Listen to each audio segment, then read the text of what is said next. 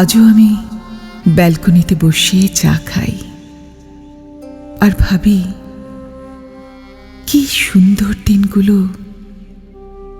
কেন এত তাড়াতাড়ি জীবন থেকে চলে যায়। তীব্র গরমে দক্ষিণের হাওয়া যখন আমার কানের কাছে শীতলা দিত, আমাদের মুহূর্তগুলো হয়ে উঠত আরো বর্ণিল, আরো চমৎকার, তীব্র প্রাণবন্ত। চারিদিকে পিচ পোড়া গন্ধ অসহ্য লাগত, কিন্তু তোমার সান্নিধ্যে পোড়া গন্ধে একটা মাদকাসক্ত ব্যাপার অনুভব করতাম।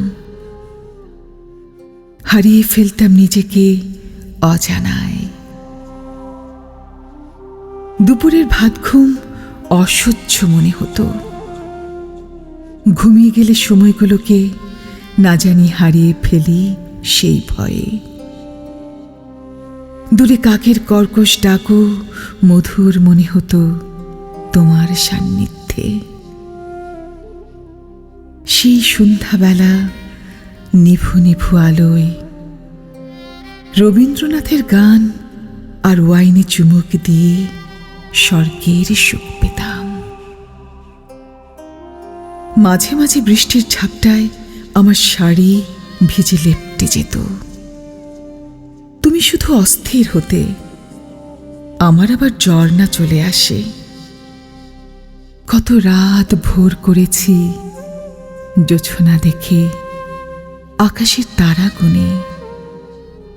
সকালের আলো ফোঁটা দেখতে দেখতে তোমার বুকে চোখ বুজেছি।